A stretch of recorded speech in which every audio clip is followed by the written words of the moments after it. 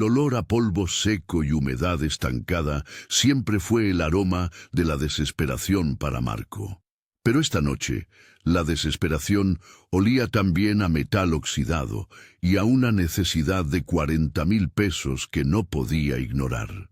Llevaba 3 meses sin un flete decente, y el trabajo que acababa de aceptar era, de lejos, el más sucio y silencioso de su carrera. El jefe del almacén, un hombre rechoncho llamado Gámez, se había negado a hablar por teléfono, exigiendo la reunión a medianoche bajo una luz de mercurio que parpadeaba más de lo que iluminaba. «Son 3 años», dijo Gámez, rascándose la nuca como si la mera mención le diera sarna. 3 años que lleva esa cosa aquí. El cliente original desapareció. Nadie quiere reclamarla, nadie quiere tocarla. Marco, con su chaqueta de mezclilla manchada de aceite, siguió la mirada de Gámez. En el centro del hangar vacío, separada de las pilas de cajas de cartón y pallets, había una caja. No era una caja de madera común. Era una unidad de transporte marítimo de metal corrugado, del tamaño de una pequeña habitación, soldada en cada junta. Era tan vieja que el óxido había florecido sobre el gris original, dándole un color marrón sanguinolento. Lo que realmente llamó la atención de Marco fue que la caja no estaba etiquetada, ni número de serie, ni destino, ni contenido. Solo el metal, mudo y frío, anclado al suelo de cemento con cadenas gruesas, como si no temieran que huyera, sino que intentaran mantenerla atada a la tierra. El destino es a 300 kilómetros. Un pueblo llamado La Ceniza. Tú la cargas, la llevas, la descargas y cobras. No preguntas, no abres, sentenció Gámez y deslizó un sobre abultado sobre un barril oxidado. La pila de billetes era gruesa. Era mucho más de lo que valía la molestia. Eso era la primera señal de que algo andaba muy mal. Pero el combustible de su camión estaba en reserva y su hija necesitaba un dentista. Marco tomó el sobre, el contacto de los billetes ásperos mitigando el frío que sentía en el estómago. «¿Qué hay dentro?», preguntó Marco a pesar de la advertencia. Era su naturaleza. Y además, si iba a mover algo que parecía sacado de un relato de Edgar Allan Poe, necesitaba saber si debía llevar guantes de plomo o solo de trabajo. Gámez tragó saliva. Sus ojos pequeños y acuosos se desviaron hacia la caja sellada y luego volvieron a Marco con una expresión de temor genuino que ni el dinero podía comprar. El cliente dijo que eran restos biológicos estabilizados, algo de investigación, pero hace 2 años los muchachos del turno de noche juraron haber escuchado un golpe suave como un nudillo sobre el metal. Y te lo juro, Marco, la temperatura ambiente en el almacén nunca bajó de los 20 grados, excepto justo al lado de esa cosa. Ahí siempre hace un frío que congela la respiración. Marco sintió un escalofrío que no tenía nada que ver con la temperatura. Pero ya había tomado el dinero. El pacto estaba sellado con la desesperación y el óxido. «Voy a necesitar el montacargas más grande», dijo Marco, su voz más firme de lo que se sentía por dentro. Lo que todos creían era que el peligro de un flete olvidado residía en su potencial fiscal, impuestos, aduanas, problemas legales. Marco, siendo un hombre de lógica brutal, también lo creía. Pero aquí estaba lo que nadie, ni siquiera Gámez, le había dicho hasta ese momento. El miedo no era al contenido legal, sino al contenido vivo. El gancho no era el precio, sino la sensación ineludible de que al tocar esa caja, Marco estaba aceptando algo que llevaba 3 años esperando ser transportado a su destino final. Y ese destino, lo sabía en sus huesos, no era el pueblo de La Ceniza, era él. El proceso de carga fue una agonía de casi 2 horas. La unidad de transporte, aunque sellada, parecía resistirse. El metal gemía bajo las horquillas reforzadas del montacargas.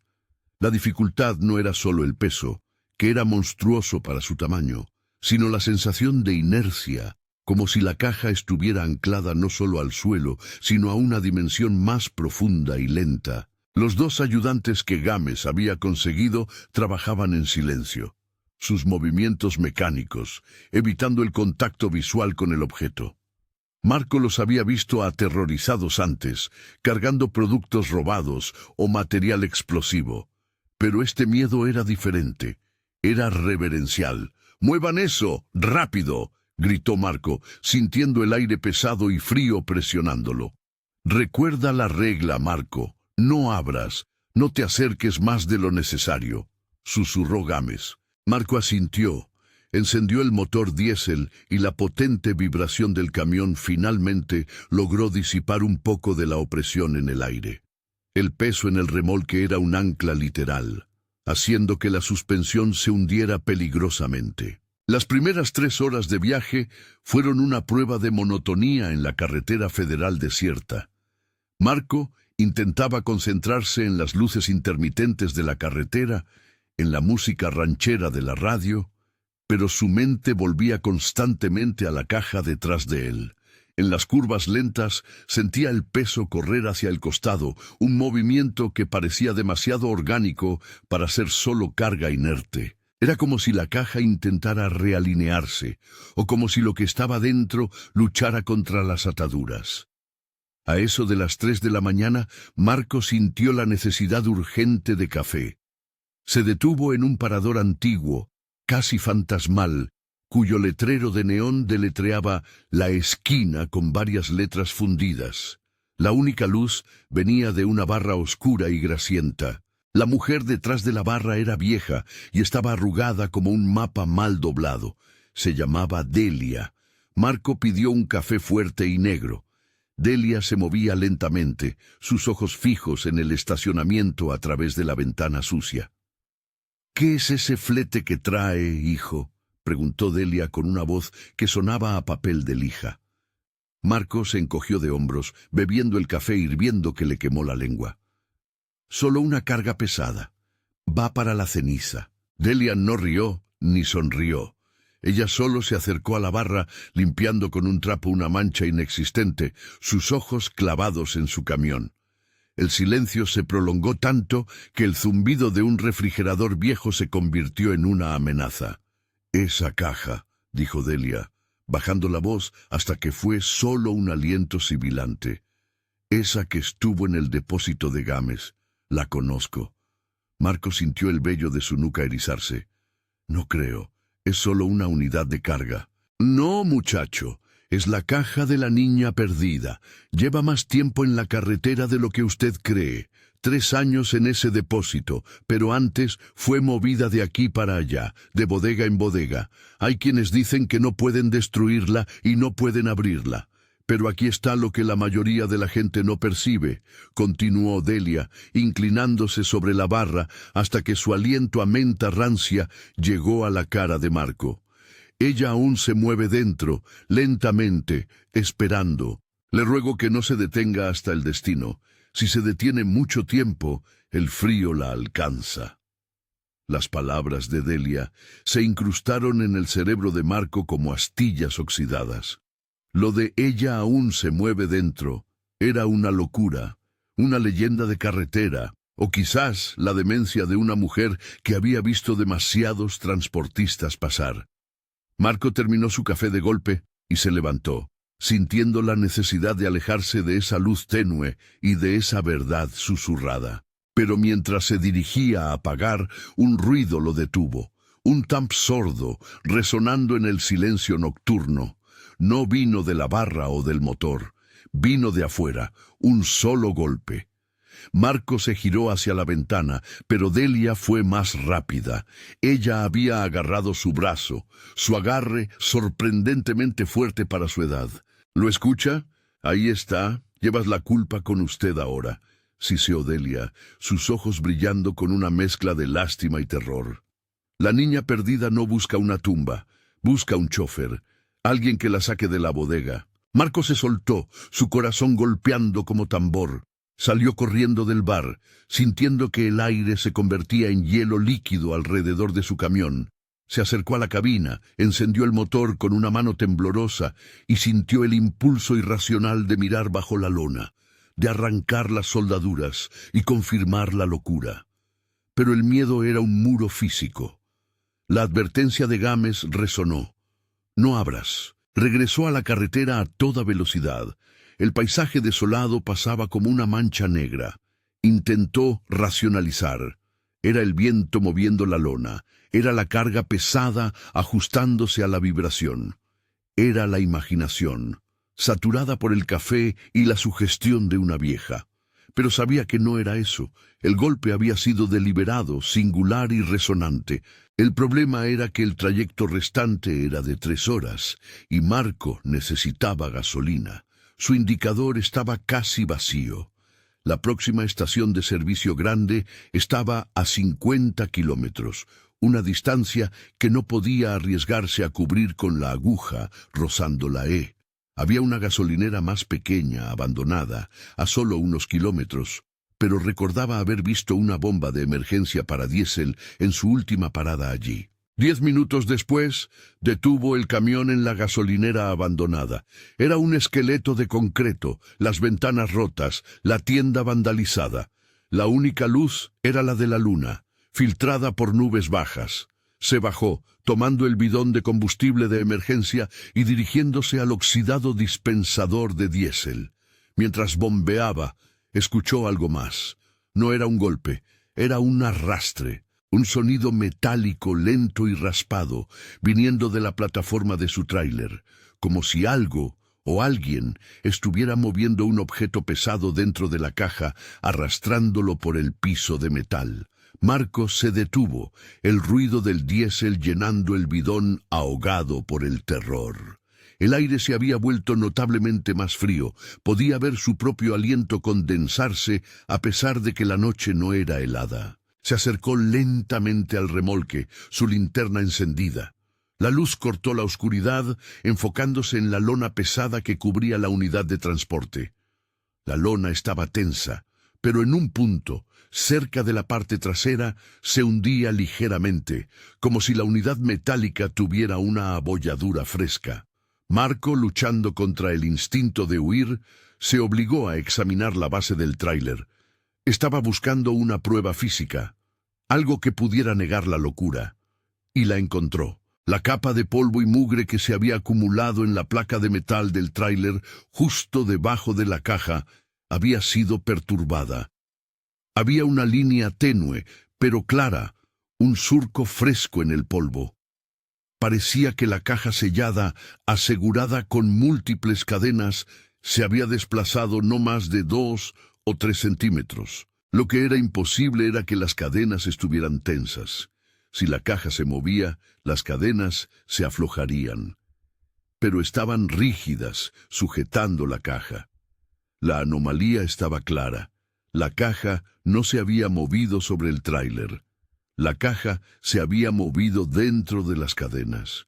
Y para que eso sucediera, algo tenía que estar empujando la pared interna de la caja con una fuerza calculada, una que desafiaba toda lógica física, doblando ligeramente el metal oxidado. El arrastre que había escuchado no era externo, era interno, y la fuente del movimiento estaba justo detrás de esa pared metálica.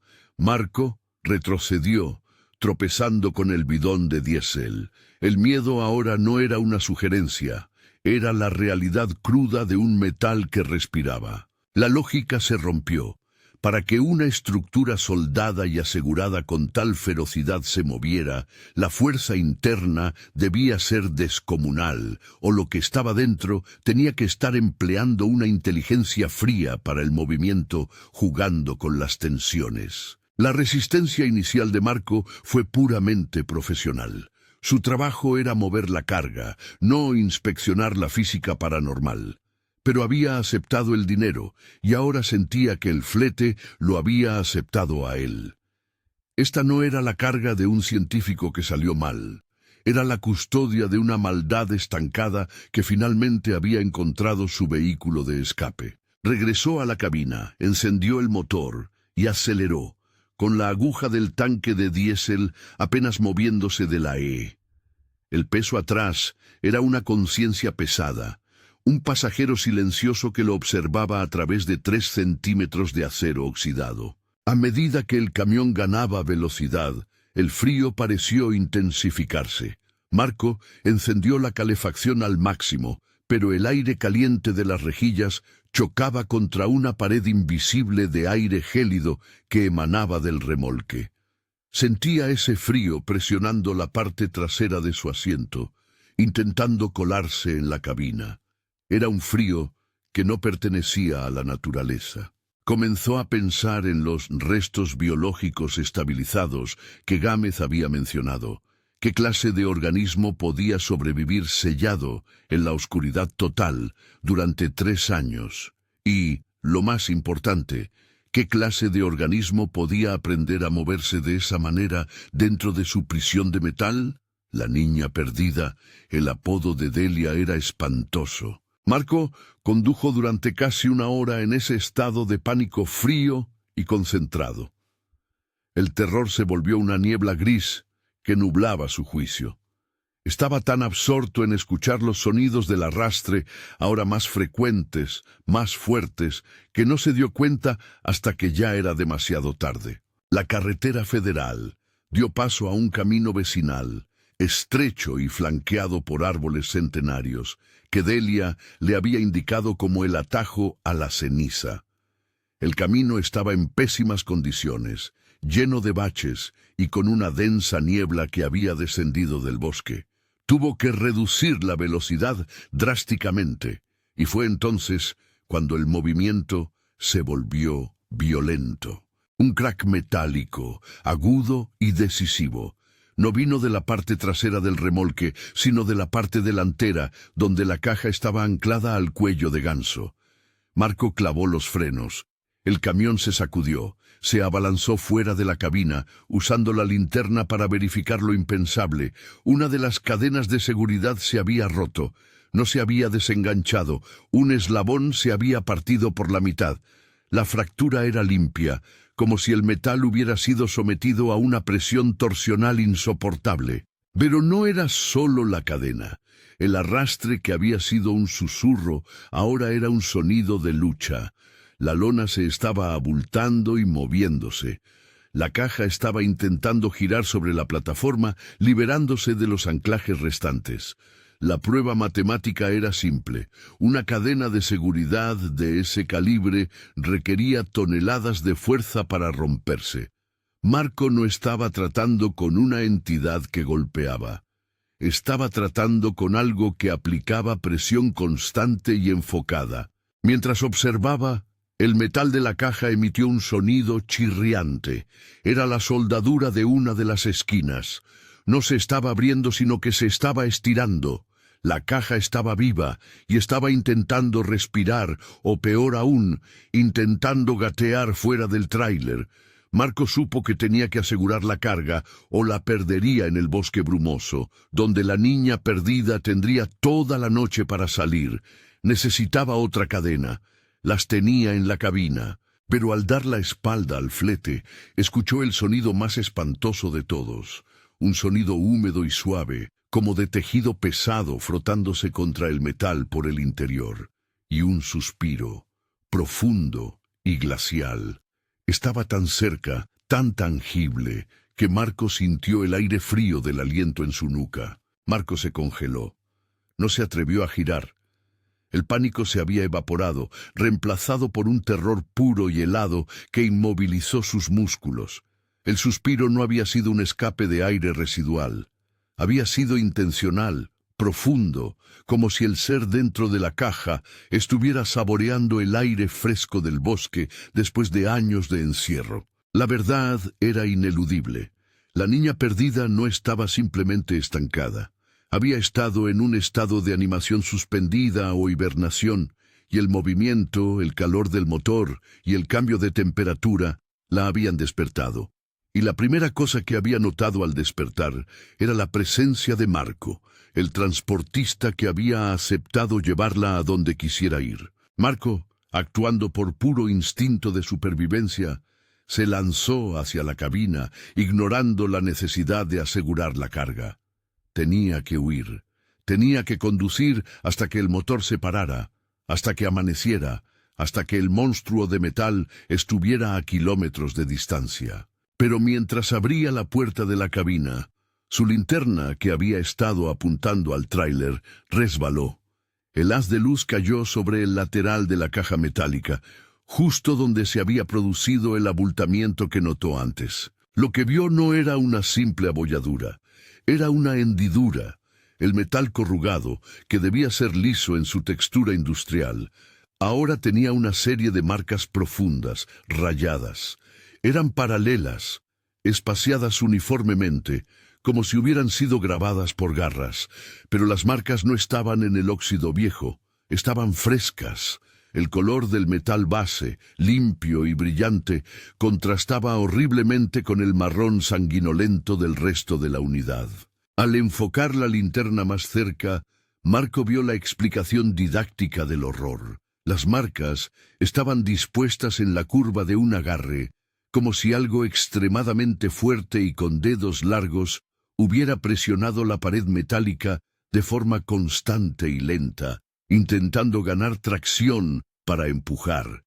La criatura había estado escalando las paredes interiores de su prisión. «Vamos a hacer la matemática», murmuró Marco, citando un viejo hábito para mantener la cordura. Si la caja era del tamaño de una habitación pequeña y el sonido venía de arriba, lo que fuera que estuviera dentro ya no estaba en el suelo, estaba pegado a la pared superior o al techo. Se metió en la cabina, cerró la puerta con un golpe seco y la bloqueó. Intentó encender el motor, solo un clic. El diésel. El bidón había caído.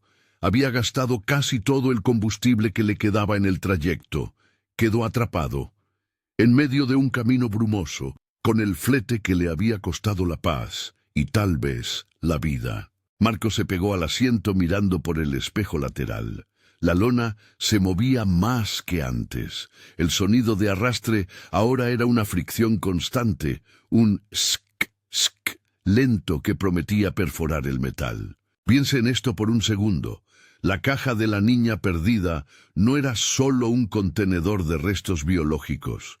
Era una jaula de contención.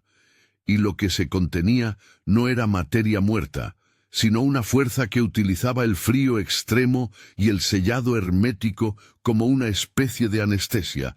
Ahora la anestesia se estaba disipando. De repente la radio, que había estado emitiendo solo estática, se encendió con un chasquido. No era música, era una voz, fina, casi infantil, ahogada y distorsionada por la interferencia. «Papi», susurró la voz en el altavoz, prolongando la I. Marco sintió que el aire salía de sus pulmones. No podía ser la radio, era solo estática. La voz era tan débil que parecía venir del interior de su cabeza, pero la sintió dirigida, específica. «¿Por qué me dejaste tanto tiempo sola?» El sonido era de agonía infantil, pero el tono era de reproche glacial. No solo estaba despierta, estaba comunicándose, y lo había identificado. Marco golpeó el botón de apagado de la radio con la palma de la mano, pero el sonido continuó, ahora solo un murmullo sibilante de reproche que vibraba en las juntas de la cabina. Era una transmisión que no necesitaba cables. Estaba usando el propio metal del camión como conductor de sonido. Se cubrió los oídos, la desesperación creciendo. Esto no era un fantasma que flotaba, era un ser físico, atrapado en el metal, que había desarrollado una conexión con él, el hombre que la había sacado del confinamiento de 3 años. Marco se había convertido en el eslabón, en el portador de la verdad que la criatura quería revelar. Necesitaba salir de allí, no importaba el costo. La única manera de alejarse del flete era encender el camión, y la única manera de encender el camión era recuperar el diésel. Su mente, forzada por el terror, comenzó a trabajar a una velocidad brutal. Abrió la guantera buscando la navaja multiusos que siempre llevaba. Tenía que ser rápido, muy rápido. Abrió la puerta de la cabina y saltó al suelo, ignorando la neblina helada y el arrastre metálico constante. El bidón de diésel estaba a solo unos pasos. Lo agarró, levantando el pesado contenedor, y corrió hacia el depósito del camión. Mientras vertía el líquido, sus ojos estaban fijos en la lona, esperando el siguiente movimiento, el inevitable colapso. El sonido cambió. Dejó de ser un arrastre raspado. Ahora era un golpeteo rítmico. Marco sintió que el metal vibraba bajo sus botas. La criatura no estaba luchando para salir de la caja. Estaba intentando comunicarse de nuevo, usando el único idioma que le quedaba, el impacto físico. Terminó de repostar, arrojó el bidón y se lanzó de nuevo a la cabina. Giró la llave. El motor tosió, pero encendió. El rugido del diésel fue una bendición, un escudo contra el silencio monstruoso. Pero antes de que pudiera meter primera y huir, el golpeteo se hizo fuerte, resonante. 3 golpes seguidos, secos, directamente en la parte trasera de la cabina, justo detrás de su cabeza. La fuerza fue tal que el asiento de Marco se sacudió violentamente. Un chillido agudo de metal deformándose llenó el aire. La radio volvió a encenderse sola, y la voz infantil regresó, esta vez más clara, más demandante. «¡Abre! ¡Quiero ver la luna! ¡Quiero salir!». Marco entendió la implicación. La criatura no había golpeado la caja, había golpeado la pared interna de la caja, y si estaba golpeando la caja en ese punto exacto, significaba que lo que estaba dentro había encontrado una forma de moverse en la dimensión longitudinal de la caja, deslizándose hacia el frente del tráiler. La niña perdida no solo quería que Marco la transportara, quería que fuera su portero. Marco pisó el acelerador, el camión rugiendo y tambaleándose en la carretera. Estaba conduciendo a ciegas en la niebla, pero el terror lo impulsaba. Quería que el camión se moviera tan rápido que la inercia rompiera la concentración del ser atrapado. Pero mientras miraba por el espejo retrovisor, vio el imposible. A pesar de la velocidad, la lona de la unidad de transporte se estaba hundiendo aún más en la parte superior, y en ese hundimiento se formó una figura. No era una forma, era una silueta. Era la silueta de una cabeza humana, ancha, presionando el material sintético de la lona, como si lo que estaba dentro hubiera trepado hasta el techo de su prisión y ahora estuviera observándolo a través de la delgada barrera. Marco mantuvo el pie pegado al acelerador. Ya no intentaba llegar a la ceniza, solo intentaba que la luz del día lo alcanzara. La silueta en la lona se movía con la ondulación del viento, pero la forma era inequívoca, redonda, con 2 protuberancias que sugerían ojos, presionando el material. Era una presencia silenciosa, espectral, pero la presión era física. Marco sentía la mirada, aunque no hubiera ojos visibles. La química del terror funcionó, convirtiendo el pánico en una adrenalina fría y desesperada. Tenía que deshacerse de la carga. A 100 metros adelante, el camino giraba bruscamente alrededor de un precipicio empinado que caía a un río seco. Era su única oportunidad. Un conductor normal reduciría la velocidad a 20 kilómetros por hora. Marco aceleró. Su plan era simple, brutal y suicida: tomar la curva a tal velocidad que la fuerza centrífuga, combinada con la debilidad de los anclajes rotos, arrojara la caja de la niña perdida al vacío. El camión rugió en protesta, el remolque chirriando. Las ruedas perdieron tracción en la grava suelta. Marco giró el volante con toda su fuerza, preparándose para el impacto. Mientras el camión se inclinaba peligrosamente, Marco sintió un tirón. No vino del volante, sino del remolque. El flete, como si hubiera anticipado su movimiento, aplicó un contrapeso. La caja sellada no se deslizó hacia afuera. Por el contrario, pareció hundirse en el centro del remolque, redistribuyendo el peso para estabilizar la plataforma. El camión tomó la curva. Marco se había equivocado. El ser dentro de la caja no era solo fuerte, Era estratégicamente consciente de la física del transporte. No quería ser liberada, sino llegar a su destino. Y por el momento, Marco era su cómplice necesario. El camión volvió a la relativa rectitud del camino.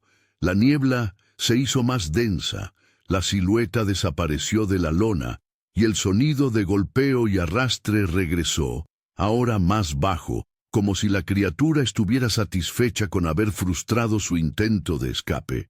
Pero aquí está la cuestión que nadie vio llegando. Al intentar deshacerse de ella, Marco había revelado su miedo y por lo tanto había cimentado su vínculo con la carga. Marco se detuvo. Estaba temblando, las manos blancas aferradas al volante.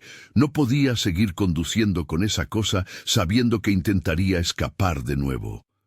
Tomó la linterna y la navaja multiusos. Ya no le importaban las advertencias ni el dinero. Tenía que abrir la caja y confrontar lo que fuera que estuviera dentro, no para liberarlo, sino para entender cómo detenerlo. Se bajó del camión, sintiendo el frío de la caja como una presencia física opresiva. Se acercó al remolque. Las cadenas que quedaban estaban tensas hasta el punto de la rotura, gimiendo. Marco desabrochó la lona. La tela cayó al suelo, revelando el metal oxidado de la unidad de transporte. La pared lateral que había absorbido los golpes estaba combada, el metal doblado. Marco caminó alrededor hasta el único punto accesible, la puerta de carga trasera.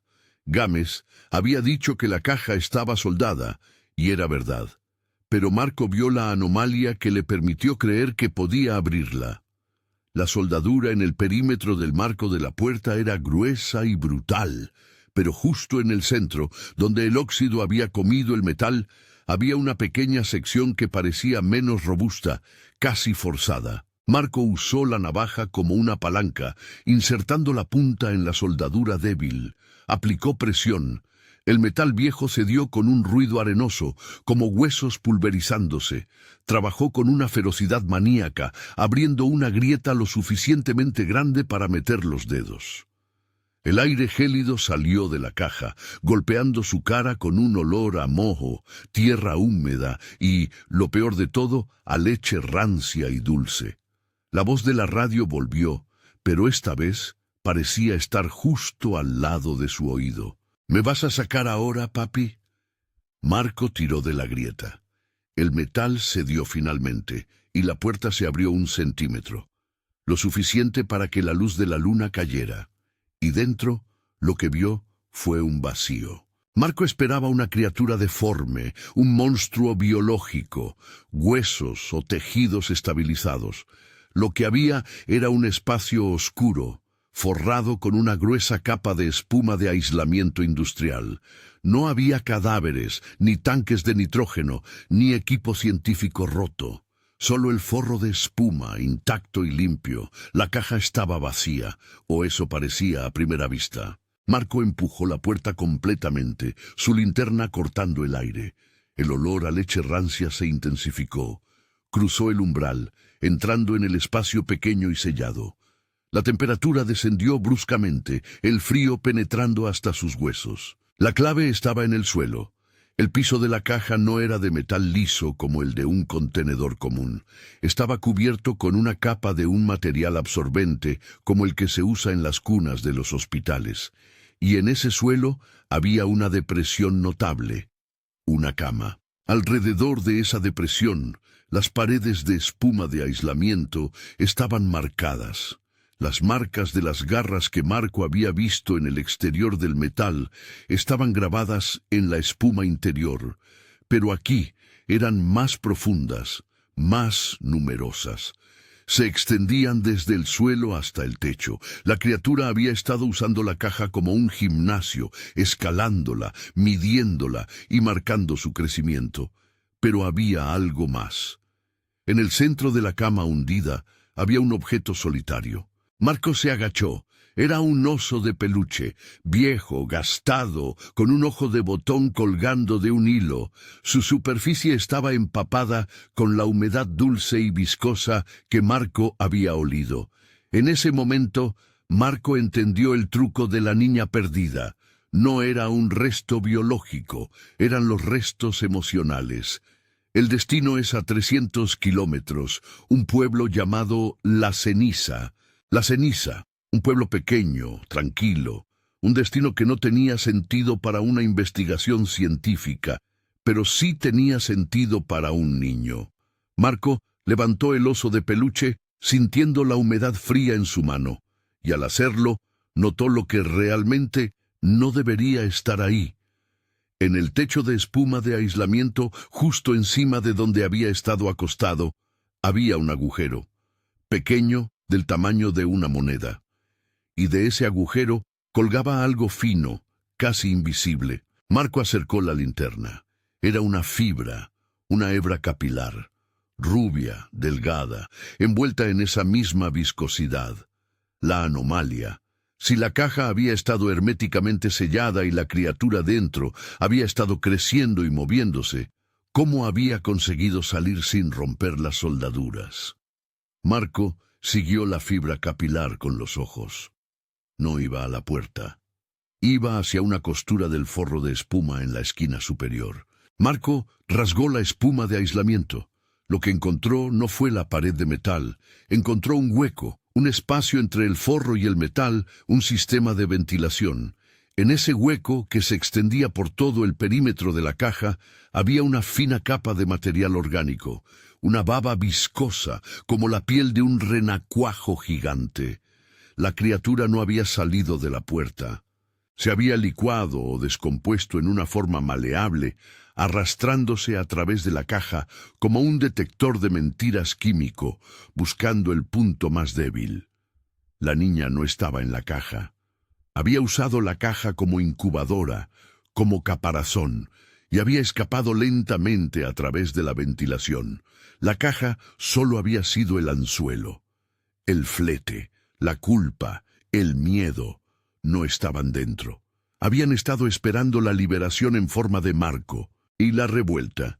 Mientras Marco miraba el hueco baboso, se dio cuenta de que si la criatura había escapado por el sistema de ventilación, no podía haber ido muy lejos. El hueco era demasiado pequeño para un cuerpo adulto. Solo una cosa podía caber por ese espacio y aún así ejercer la fuerza torsional que Marco había experimentado. La niña, o lo que quedaba de ella, estaba todavía en el camión. Marco se sintió asfixiado por el hedor dulce y la verdad. Si la criatura había usado los conductos internos del contenedor para salir, había seguido la ruta lógica del transporte. El contenedor estaba anclado al tráiler. El tráiler estaba conectado a la cabina. La cabina era el destino final de cualquier cosa que viajara en ese camión. Salió de la unidad de transporte, tropezando con el borde del remolque, su linterna cayendo al barro. El bosque oscuro lo observaba. No había ruido. El viento había cesado. El silencio era una condena. Marco regresó a la cabina, abriendo la puerta lentamente. Estaba buscando la baba, el rastro, la confirmación de que la niña estaba ahora con él. La encontró de inmediato. La baba viscosa, esa capa orgánica que olía a leche rancia, se extendía desde la parte trasera de la cabina, pasando por la alfombra del piso y subiendo por el asiento del pasajero. Era un rastro estrecho, como el camino de un caracol monstruoso. Pero en el asiento del pasajero, la baba se había condensado. Se había formado una forma. No era la silueta de un niño, era una masa gelatinosa, blanca y translúcida, que pulsaba lentamente. Era biomasa, sin forma definida, pero con la inconfundible cualidad de estar organizada, de ser consciente. La masa brillaba débilmente bajo la luz de la luna que entraba por el parabrisas. La voz infantil, la que había susurrado papi en la radio, no vino esta vez de un altavoz. Vino directamente de la masa, resonando en el aire de la cabina, un sonido que era a la vez acuoso y metálico. Te estaba esperando. 3 años es mucho tiempo para estar en la oscuridad. Marco se desplomó contra el marco de la puerta. Era el pánico visceral, el terror de lo informe. La masa se movió. No rodó ni fluyó. Se estiró. Una protuberancia fina y viscosa se alargó desde el centro de la biomasa buscando el espacio. Creció rápidamente, extendiéndose por la palanca de cambios, un pseudópodo gelatinoso que se movía con una intención fría. Marco no pensó en cómo detenerla, pensó en cómo funcionaba. ¿Por qué había mantenido la forma de niña en el exterior, en la lona, si podía ser esto? Piense en esto. El miedo funciona por identificación. Si la criatura quería salir, necesitaba que Marco se sintiera cómodo abriendo la puerta. Necesitaba mantener el mito de la niña perdida. Pero una vez que Marco abrió la caja, la criatura se sintió segura de revelar su verdadera naturaleza. La extensión viscosa se acercó al brazo de Marco, que colgaba inerte. Marco vio que en el interior de la gelatina había pequeñas motas de color oscuro que se movían como puntos de conciencia navegando por el tejido biológico. «La ceniza no es un lugar, papi», siseó la voz. La voz parecía provenir de todas partes y de la biomasa al mismo tiempo. «Es una persona, el que me puso ahí, el que me olvidó». La criatura no quería ir a un pueblo, quería venganza. Y Marco no era solo el transportista, era el arma de la criatura. El brazo gelatinoso tocó la piel de Marco. El contacto no fue doloroso, sino intensamente frío, como si el pseudópodo estuviera succionando todo el calor de su cuerpo. «¿Me llevas con él?», demandó la voz, ahora con un tono autoritario, no infantil. Marco sintió la urgencia de obedecer, una orden química que se inyectaba en su torrente sanguíneo a través de ese simple contacto. No era hipnosis, era cohabitación. La criatura había pasado 3 años esperando el contacto físico para transferir su culpa. Y aquí estaba la gran conexión. La caja de la niña perdida no era un objeto que se movía, era un virus físico que necesitaba un huésped. Y Marco, al abrir la caja, se había infectado. Ahora él era la nueva unidad de transporte. El frío se extendió desde su brazo, subiendo por su hombro hasta su pecho, paralizando su corazón. Marco sintió que su propia voluntad se disolvía, reemplazada por una urgencia que no era suya, la necesidad primordial de conducir hacia la ceniza, encontrar al Padre y cumplir la promesa silenciosa del flete. La biomasa gelatinosa comenzó a contraerse, concentrándose. La forma se hizo menos amorfa y más definida, aunque todavía translúcida y viscosa. Se estaba volviendo compacta, reuniendo la energía que había dispersado. Marco tuvo un último destello de resistencia. No podía dejar que lo usaran. No podía entregar a esa cosa a nadie, ni siquiera al que la había encerrado. La criatura había usado su desesperación económica para salir. Él usaría su propia desesperación para detenerla. Miró el oso de peluche en el suelo, cerca del remolque, el único objeto inanimado que la criatura había dejado atrás. Marco, con una voluntad monumental, retiró su brazo del contacto con la biomasa. La masa siseó en protesta. La voz se elevó en un tono agudo y doloroso. «¡No! ¡Vas a conducir!». La criatura intentó extenderse de nuevo, pero Marco fue más rápido. Saltó de la cabina y corrió hacia el remolque. No tenía un arma, solo tenía una idea. Regresó a la caja de metal oxidado, sintiendo el aire helado en su espalda. Tenía que volver a sellarla, tenía que forzar la criatura de nuevo a la hibernación. El problema era el siguiente: ¿cómo se confina una criatura que puede transformarse en gelatina y escapar por un respiradero? Marco se concentró en la explicación didáctica del horror. Si la criatura era una biomasa que utilizaba el frío para su existencia, entonces el calor era su veneno. El compartimiento de carga, aunque aislado, había sido expuesto al calor del motor durante la noche. Marco tomó un extintor de incendios de emergencia de la caja de herramientas, no para apagar un fuego, sino para generar frío repentino. Regresó a la cabina, ignorando el flete vacío detrás. La biomasa se había reunido completamente y ahora estaba tomando la forma de un niño pequeño sentado en el asiento del pasajero, aunque la forma era todavía lechosa y sin rasgos. «¿Qué estás haciendo, papi? Si lo haces, no podrás irte». Marco levantó el extintor. Lo apuntó a la criatura. «Lo que significa para el futuro es esto», murmuró Marco, su voz ronca, «que no eres el único que puede usar el frío a su favor». Marco vació el extintor, disparando la ráfaga química a presión directamente sobre la figura gelatinosa. El gas frío golpeó la masa. El sonido fue un siseo agudo, y la biomasa reaccionó de inmediato. El líquido se endureció, se contrajo. El proceso fue rápido y violento. La forma se encogió, dejando de ser translúcida para convertirse en una cáscara blanca y quebradiza como hielo seco. La voz se apagó en un gemido. La figura congelada se desplomó sobre el asiento, rompiéndose en varios pedazos grandes y blancos. Marco respiró hondo, sintiendo el calor regresar lentamente a su cuerpo. El peligro había pasado, por ahora. Pero el legado de este acto era inmediato. Tenía que deshacerse de los restos, y sabía que si la biomasa congelada se descongelaba, la niña perdida regresaría. Marco recogió los fragmentos congelados y los llevó de nuevo al remolque. Los arrojó dentro de la caja vacía, cerrando la puerta con fuerza. Usó las cadenas restantes y las esposas que tenía en su equipo para asegurar la puerta improvisadamente, sabiendo que el sello era temporal. Marco regresó a la cabina, encendió el motor y condujo. Ya no iba a la ceniza, iba al desierto, al lugar más caliente que pudiera encontrar. Condujo toda la mañana, sintiendo el peso de la culpa y de la criatura congelada detrás de él.